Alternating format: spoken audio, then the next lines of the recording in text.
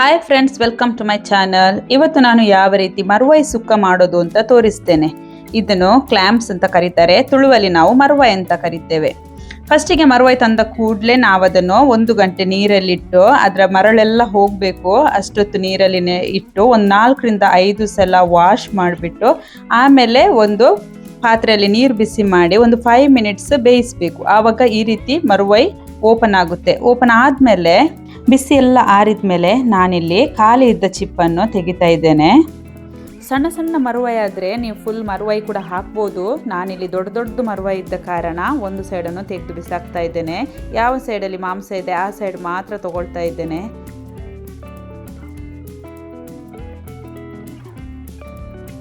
ನೋಡಿ, ಇವಾಗ ಇಷ್ಟ ಆಯಿತು ಮರುವೈ. ಇವಾಗ ಮಸಾಲೆ ರೆಡಿ ಮಾಡಲಿಕ್ಕೆ ಯಾವೆಲ್ಲ ಇಂಗ್ರೀಡಿಯೆಂಟ್ಸ್ ಬೇಕು ಅಂತ ನೋಡುವ.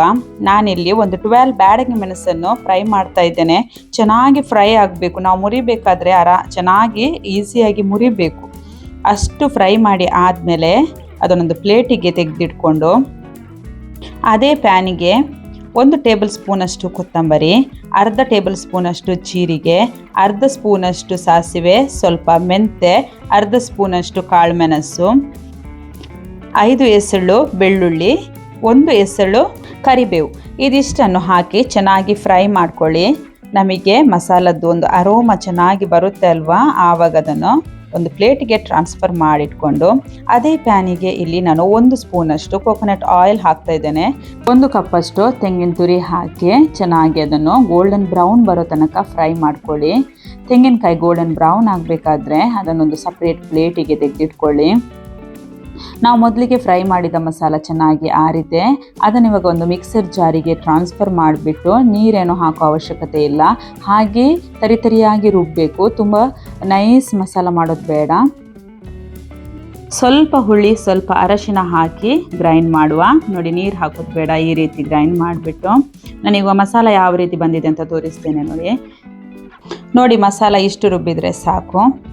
ನಾವು ಇವಾಗ ಫ್ರೈ ಮಾಡಿಟ್ಕೊಂಡಂತಹ ತೆಂಗಿನಕಾಯನ್ನು ಈ ಟೈಮಲ್ಲಿ ಅದಕ್ಕೆ ಆ್ಯಡ್ ಮಾಡಿಬಿಟ್ಟು ಅದನ್ನೊಂದು 2-3 ಸಲ ಪಲ್ಸ್ ಮಾಡಿದರೆ ಸಾಕು. ತುಂಬ ಗ್ರೈಂಡ್ ಮಾಡೋದು ಅವಶ್ಯಕತೆ ಇಲ್ಲ. ಪಲ್ಸ್ ಮಾಡಿ ಆದಮೇಲೆ ನೋಡಿ ಈ ರೀತಿ ಬಂದಿದೆ.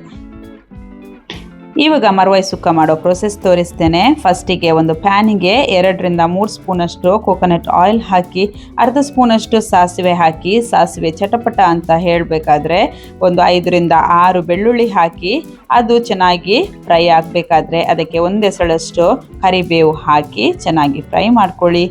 ಒಂದು medium size onion finally chop ಮಾಡಿಬಿಟ್ಟು ಇವಾಗ ಸೇರಿಸಿ. ಆನಿಯನ್ ಚೆನ್ನಾಗಿ ಬ್ರೌನ್ ಕಲರ್ ಬರಬೇಕಾದ್ರೆ ಅದಕ್ಕೆ ನೀವು ಟೊಮೆಟೊ ಬೇಕಾದರೆ ಆ್ಯಡ್ ಮಾಡ್ಬೋದು. ನಾನಿಲ್ಲಿ ಟೊಮೆಟೊ ಆ್ಯಡ್ ಮಾಡ್ತಾ ಇಲ್ಲ. ನಾನು ಡೈರೆಕ್ಟಾಗಿ ಬೇಯಿಸಿಟ್ಕೊಂಡಂತಹ ಮರುವೈಯನ್ನು ಕ್ಲ್ಯಾಮ್ಸನ್ನು ಆ್ಯಡ್ ಮಾಡ್ತಾ ಇದ್ದೇನೆ.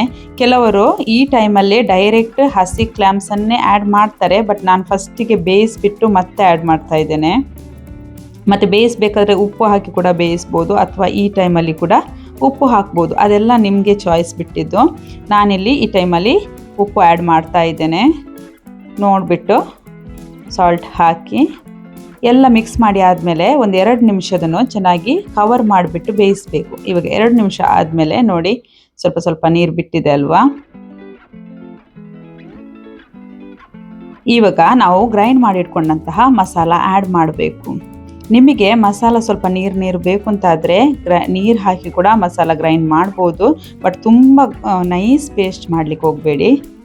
ನೀರಿನ ಅಂಶ ಕಮ್ಮಿ ಆಗಿದೆ ಅಂತ ಫೀಲ್ ಆದರೆ ಸ್ವಲ್ಪ ನೀರು ಹಾಕಿಬಿಟ್ಟು ಚೆನ್ನಾಗಿ ಮಿಕ್ಸ್ ಮಾಡಿಬಿಟ್ಟು 1ರಿಂದ 2 ನಿಮಿಷ ಕವರ್ ಮಾಡಿಬಿಟ್ಟು ಫ್ರೈ ಮಾಡಬೇಕು.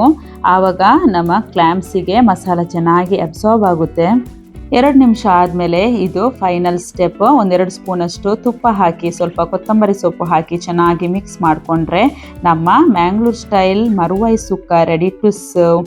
ಮರುವೈ ಕ್ಲ್ಯಾಮ್ಸ್ ನಮ್ಮ ಬಾಡಿಗೆ ಹೀಟ್ ಆಗುತ್ತೆ, ಅದಕ್ಕೋಸ್ಕರ ನಾನು ಇಲ್ಲಿ 2 ಸ್ಪೂನಷ್ಟು ಗೀ ಆ್ಯಡ್ ಮಾಡಿದ್ದೇನೆ. ನಿಮಗೆ ಗೀ ಬೇಡ ಅಂದರೆ ಅದನ್ನು ಕೂಡ ಸ್ಕಿಪ್ ಮಾಡ್ಬೋದು. ಗೀ ಹಾಕಿದರೆ ಟೇಸ್ಟ್ ಕೂಡ ಚೆನ್ನಾಗಿರುತ್ತೆ, ಬಾಡಿಗೆ ಕೂಡ ತುಂಬಾ ಒಳ್ಳೆಯದು. ಇದಾಗಿತ್ತು ನನ್ನ ಇವತ್ತಿನ ರೆಸಿಪಿ. ಮರುವೈಗೆ ಗಂಜಿ ಒಂದು ಪರ್ಫೆಕ್ಟ್ ಕಾಂಬಿನೇಷನ್ ಅಂತಲೇ ಹೇಳ್ಬೋದು. ಗಂಜಿ ಜೊತೆ ಮರುವೈ ಫ್ರೈ ನೀವು ಕೂಡ ಒಮ್ಮೆ ಮಾಡಿ ನೋಡಿ, ಯಾವ ರೀತಿ ಬಂದಿದೆ ಅಂತ ನನಗೆ ಕಾಮೆಂಟ್ ಮೂಲಕ ತಿಳಿಸಿ. ಇದು ನಾನು ಮುಂಚಿನ ದಿನ ನೈಟ್ ಮಾಡಿಟ್ಟಿದ್ದೆ, ನೆಕ್ಸ್ಟ್ ಡೇ ಆಫ್ಟರ್ನೂನಿಗೆ ಸರ್ವ್ ಮಾಡ್ತಾ ಇದ್ದೇನೆ. ಯಾವುದೇ ಸೀ ಫುಡ್ ಆಗಿರಲಿ ಅದನ್ನು ಒಂದೆರಡು ಸಲ ಬಿಸಿ ಮಾಡಿ ಆಮೇಲೆ ತಿನ್ನೋದ್ರಲ್ಲಿರುವ ಟೇಸ್ಟ್ ಡೈರೆಕ್ಟಾಗಿ ಮಾಡಿದ ತಕ್ಷಣ ತಿನ್ನೋದಕ್ಕಿಂತ ಜಾಸ್ತಿನೇ ಇರುತ್ತೆ.